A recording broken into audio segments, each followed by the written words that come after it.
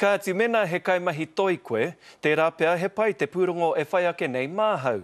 Kei te kimi te umanga o te wero, i etahi tāngata whai pūkenga toi mo tā rātau whakaaturanga nui, ka haria ki Ūropi a koake nei.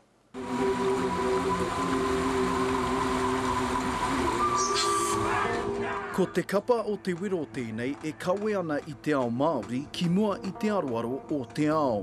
We're looking forward to the manifestation of Māori performing arts globally.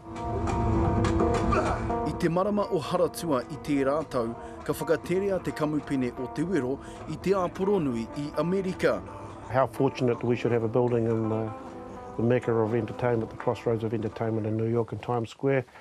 Also managed to get our images up on the 40-story buildings there, so it was a phenomenal success. Nā reira, i nāe nei kei te kawea tā rātau kaupapa ki te whaitua matua o Te Amanei ki Ūropi. Kei te whai hoki rātau i te Māori whai pūkenga ki ngā mahi toi.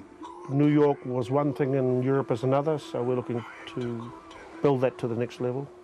Maurako, Waiata, Haka, Kapa Haka experience is helpful but not essential. Looking for a tāmoko artist too, so is that you? If it is, look forward to sharing Europe with you. Ki te hiahiatia e te hiatu whakamāramatanga, tiro hia te pai tukutuku o te wero, iraka tikom. Hei te marama o pipiri, wehe atu ai te kapa nei ki Te Amanei. Roihana Nuri, Te Karere.